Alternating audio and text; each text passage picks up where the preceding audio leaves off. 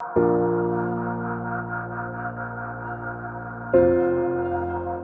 again, and welcome back to Insights with Nandu. Uh, Again, I request you to subscribe, to click like, and to reshare these videos that you find useful.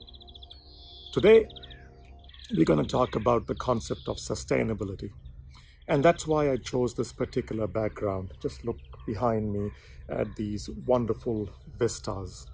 Nature is beautiful. Life is beautiful. The environment is beautiful.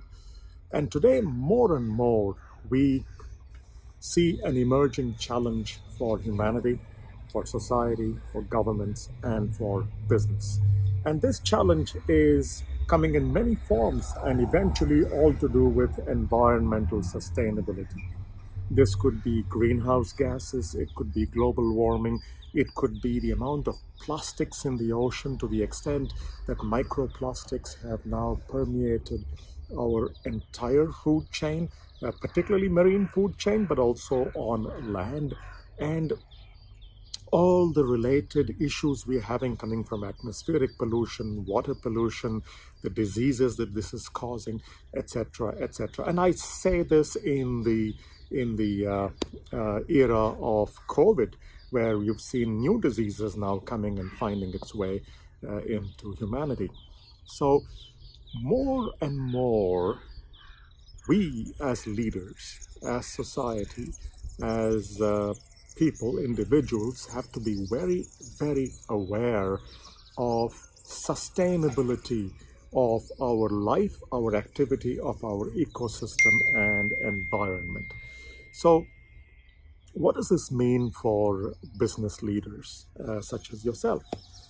The first thing, we start to need to think of our business activities in a larger sense.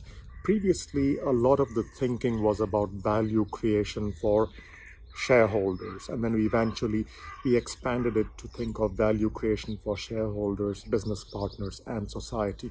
Now we have to take it one level further, and from a conceptual level, we have to think about sustainable value creation. Sustainable in two ways: one, sustainable for the environment around us, and second is sustainable in the way we actually create value consistently over time, so that we do not degrade in any way the viability of the ecosystem that sustains our business.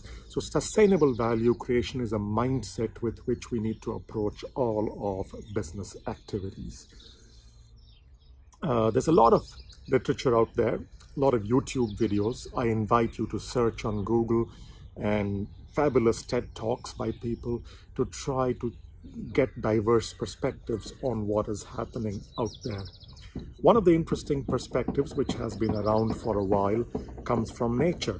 When you look at the viability of natural ecosystems like the Masai Mara in Africa, for example, what you see is nature is very good at recycling all the materials. So the lions eat the antelopes eat the grass eats eventually the decomposed insects that have died, and the insects eat the lions when they die. And it all goes around in a wonderful cycle that sustains for thousands and millions and even billions of years. So that concept has come in with the 3 R's philosophy, which is the reduce, reuse, recycle philosophy. So what we are saying is move away from a linear thinking of a business model where you buy it, you make it, you sell it, and then you throw it away.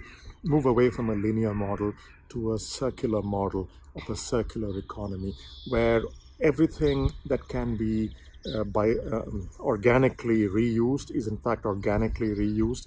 All materials that can be recycled are in fact recycled, and materials that cannot be recycled, you are reducing. So reduce, reuse, recycle has got to be an important philosophy of the way we design our business models going forward, even the way we as consumers consume our products and services.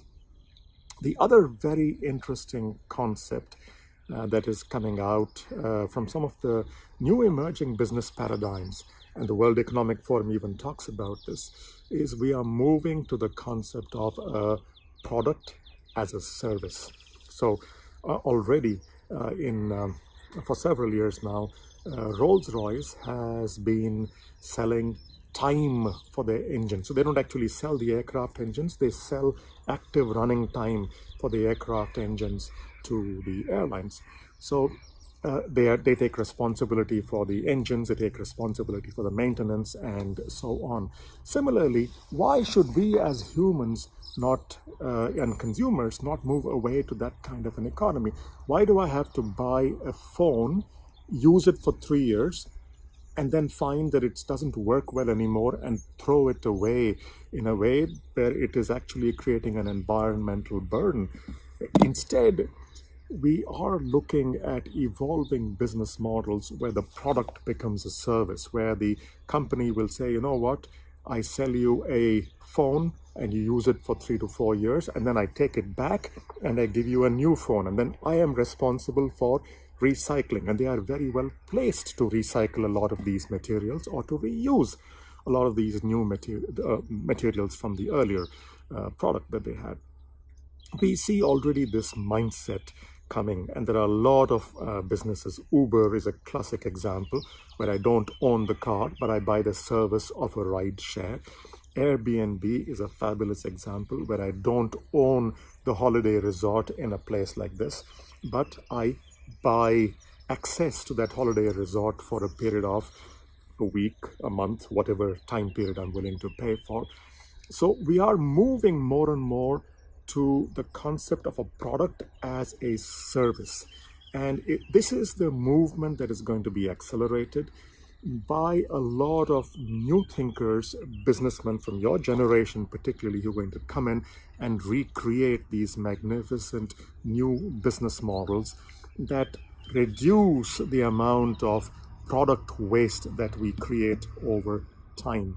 A lot of the existing players and companies will struggle with this new business model because they're not prepared to let go of this old linear business model. But the winners of the future are going to be the people who are going to move to a circular business model, because that's one of the biggest growth opportunities and sustainable value creation opportunities that our society is going to have in the near future. We see already, even in the case of consumables, we see in the US some so-called naked stores that are coming up where the products there are without packaging material. So you go and buy the product.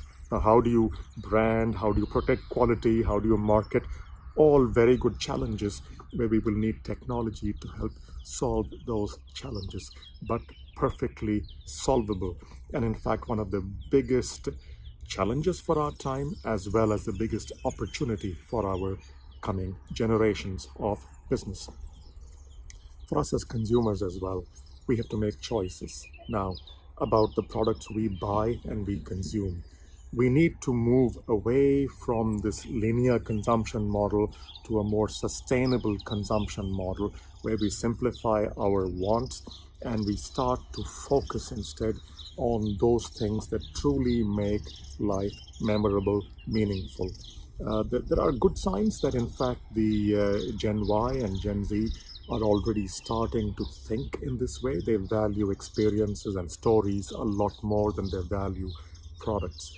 And eventually, as individuals, as societies, we have to pressure our governments to act in a way that is creating sustainable business and societal ecosystems over a long period of time. Well, I hope you enjoyed this video. I hope you enjoyed this beautiful ecosystem that we are all a part of. And I invite you to subscribe, to click like, to comment. What ideas do you have? What new concepts do you have about how we could move to a more sustainable value creation model for business, for individuals, and for society? Do leave those thoughts and comments below so we can all benefit and learn from them. Thank you.